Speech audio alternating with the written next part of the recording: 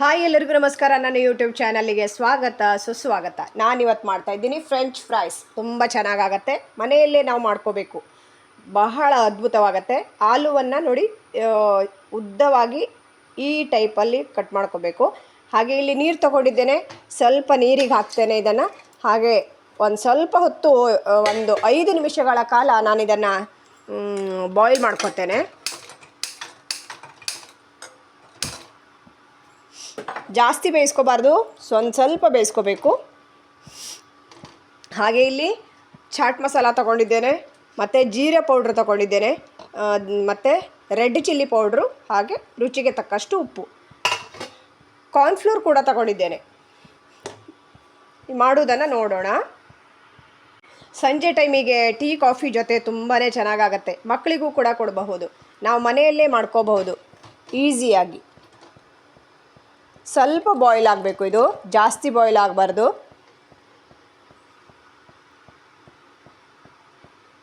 ಹಾಗೆ ಇಲ್ಲಿ ಪಿರಿ ಪಿರಿ ಪೌಡ್ರನ್ನು ಕೂಡ ತಗೊಂಡಿದ್ದೇನೆ, ಇದು ಕೂಡ ಹಾಕಿದ್ರೆ ತುಂಬ ಚೆನ್ನಾಗಾಗತ್ತೆ.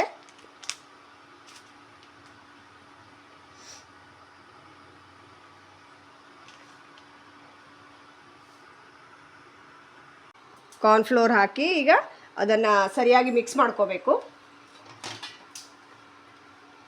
ಎಣ್ಣೆ ಕಾಯಕ್ಕಿಟ್ಟಿದ್ದೀನಿ.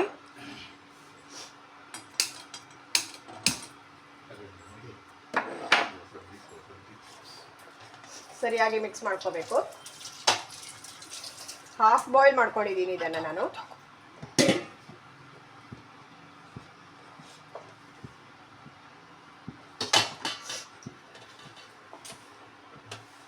ಈಗ ಎಣ್ಣೆಯಲ್ಲಿ ಡೀಪ್ ಫ್ರೈ ಮಾಡ್ಕೋಬೇಕು ಇದನ್ನು.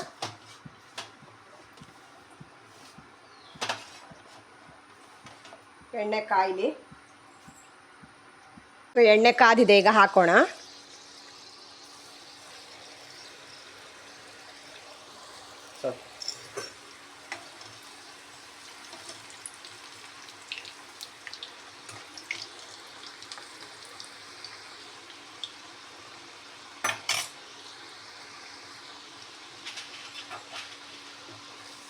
ಕ್ರಿಸ್ಪಿಯಾಗಿ ಬರುತ್ತೆ ಇದು.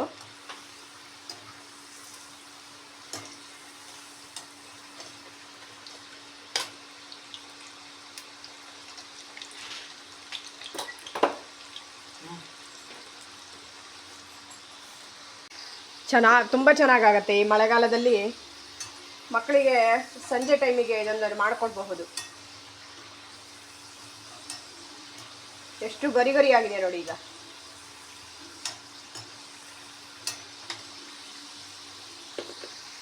ಈಗ ಎಲ್ಲ ಮಸಾಲೆ ಪೌಡ್ರನ್ನ ಬಿಸಿ ಬಿಸಿ ಇರೋವಾಗಲೇ ಹಾಕೋಬೇಕು.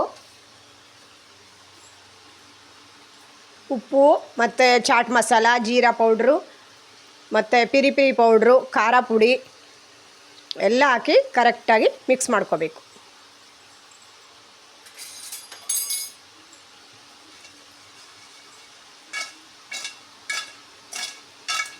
ಸೂಪರಾಗಿ ಸ್ಪೈಸಿಯಾಗಿ ರೆಡಿ ಆಯಿತು. ಈಗ ಮತ್ತೆ ಗರಿ ಗರಿ ಆಗ್ತಾ ಇದೆ ನೋಡಿ. ಇಷ್ಟು ಗೋಲ್ಡನ್ ಕಲರ್ ಆಗಬೇಕು.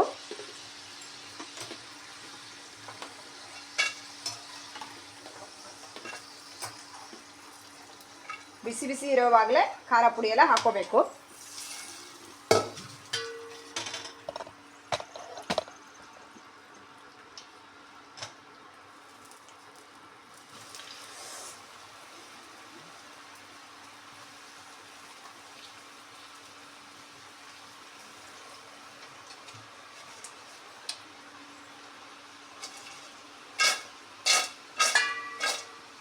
ನೋಡಿ ಎಷ್ಟು ಚೆನ್ನಾಗಿ ಎಲ್ಲ ಮೇಲ್ಗಡೆ ಹಾರಿಸಿ ಮಾಡ್ತಾ ಇದ್ದಾನೆ ನನ್ನ ಮಗ.